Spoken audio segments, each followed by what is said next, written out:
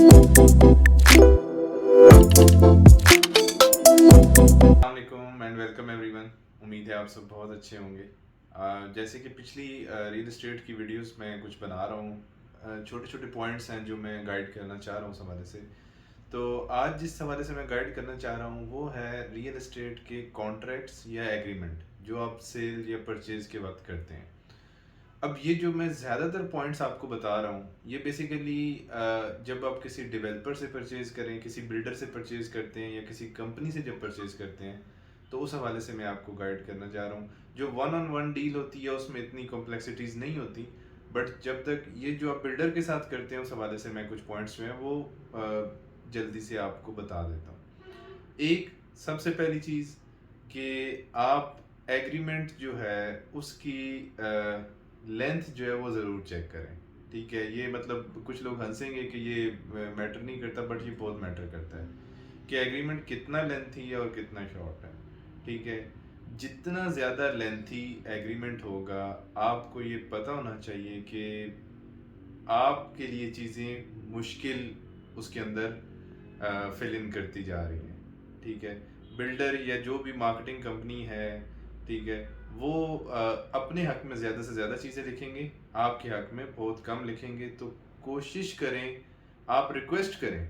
ठीक है, और ये पॉसिबल होता है, ये कोई इतनी बड़ी बात नहीं है कि आप अपना कॉन्ट्रैक्ट शॉर्ट लें। ठीक है, शॉर्ट फॉर्म में हो एग्रीमेंट, चाहे वो फिर उनकी अपनी जो एग्रीमेंट बुक होती है उस पर हो या स्टाम्प पेपर के ऊपर जो होता है एफिडेविट के ऊपर उसके थ्रू हो, बट एग्रीमेंट शॉर्ट और प्रिसाइज हो।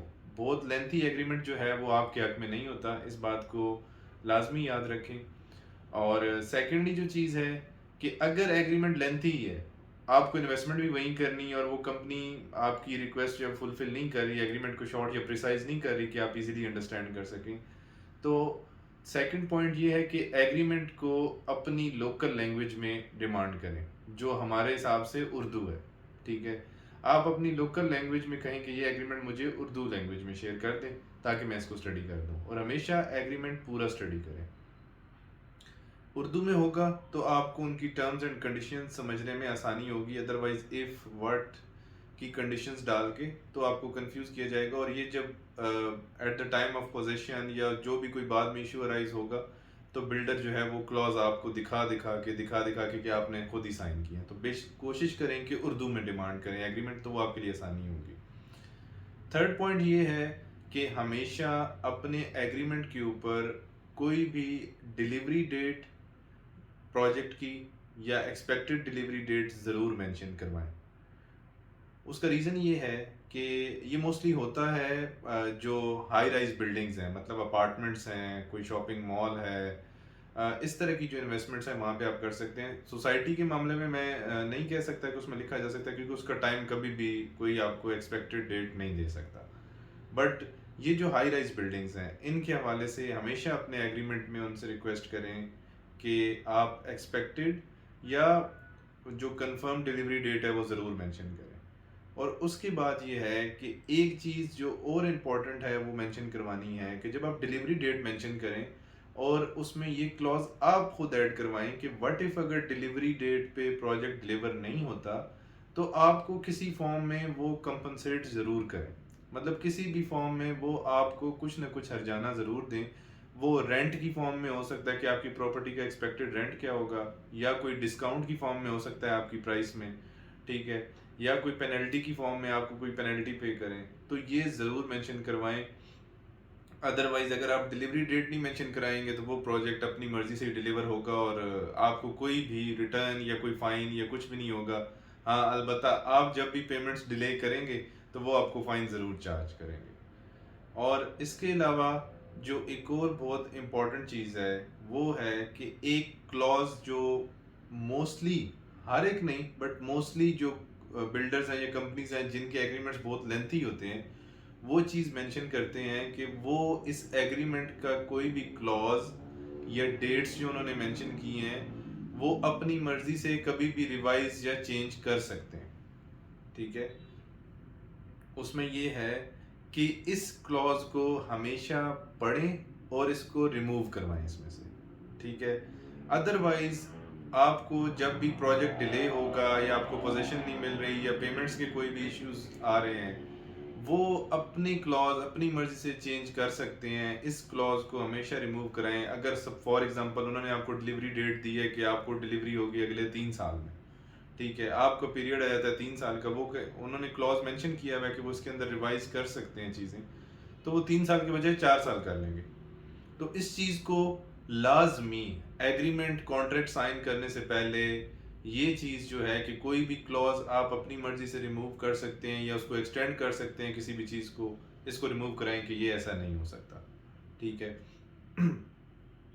इसके अलावा एक और चीज़ जो है कि आप ये तो हो गया कि आप एग्रीमेंट जो है वो रिमूव नहीं करवा सकते, मतलब क्लॉज जो है आप अपनी मर्ज़ी से चेंजेस नहीं कर सकते, ठीक है। और एक और जो चीज़ है वो ये है कि आपने अपने एग्रीमेंट के साथ हमेशा जो भी आप कोई शॉप कोई अपार्टमेंट परचेज़ कर रहे हैं उसका 3D जो 3D नहीं तो सॉरी 2D जो मैप्स हैं वो डेफिनेटली उनसे साइन करवा के अपने एग्रीमेंट में ज़रूर अटैच करवाएं। उसमें कुछ जगहों पे, बहुत ज़्यादा नहीं, कुछ जगहों पे ये इशू आया है कि आपको कोई शॉप या कोई अपार्टमेंट कमिट किया गया था but at the time of possession उन्होंने एग्रीमेंट जो अपार्टमेंट है या शॉप है वो कोई और दूसरी दे दी, नंबर चेंज कर दिया। तो हमेशा उनका जो मैप्स हैं वो ज़रूर लाजमी साथ अटैच करवाएं। ये एक बहुत इंपॉर्टेंट पॉइंट है। इसके अलावा ये है कि अपने एग्रीमेंट के अंदर विटनेसेस जो हैं, दोनों साइड्स के विटनेसेस, उनको लाजमी ऐड करवाएं, क्योंकि कल को कोई भी अगर इशू आएगा दोनों पार्टीज के दरमियान तो विटनेसेस की जो साइन है, जो भी लोग विटनेस थे आपकी तरफ से भी या बिल्डर की तरफ से, मार्केटिंग कंपनी की तरफ से, तो वो दोनों जो है ना बड़ा मेजर रोल जो है वो प्ले कर सकते हैं, तो वो लाजमी ऐड करवाएं।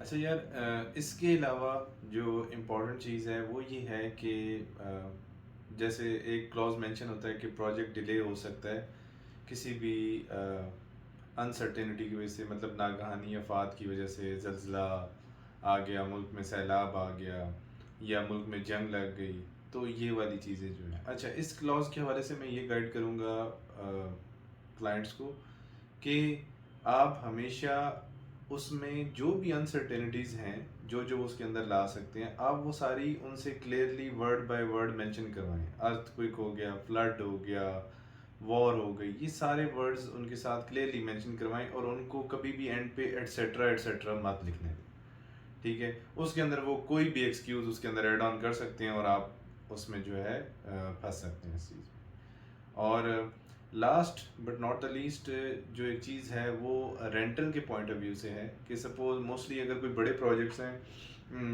शॉपिंग मॉल वगैरह की, आपने कोई शॉप परचेज कर ली है, तो उस हवाले से वो ये है कि बिल्डर या मार्केटिंग कंपनी जो है लीजिंग राइट्स भी अपने पास रख लेती है, मतलब ये कि वो रेंट आउट भी खुद ही करेंगे। तो इसमें कोशिश करें कि लीजिंग राइट्स उन्हें बेशक दे दें बट उसमें ऐड ऑन करें कि क्लॉज में ऐड ऑन करवाएं कि अगर आप लीज आउट नहीं कर पाते तो हमें भी राइट्स होने चाहिए कि हम खुद लीज आउट कर पाएँ, क्योंकि अगर उनसे लीज आउट ना हुआ तो उन्हें कोई कंसर्न नहीं है कि शॉप खाली पड़ी रहे और आपको रेंट आए ना आए, क्योंकि उनको कोई इसमें लॉस नहीं हो रहा, लॉस आपको हो रहा है क्योंकि आपकी शॉप खाली है।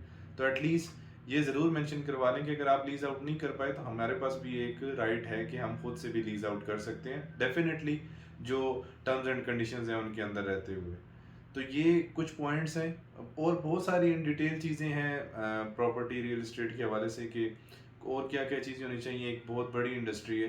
बट ये कुछ स्पेसिफिक पॉइंट्स हैं जो ड्यूरिंग परचेज या इन्वेस्टमेंट करते वक्त जो है आपको ख्याल रखना है इन चीज़ों का, तो आप मोस्टली ये जो हाई राइज प्रोजेक्ट्स हैं उनमें कभी भी स्टक नहीं होंगे।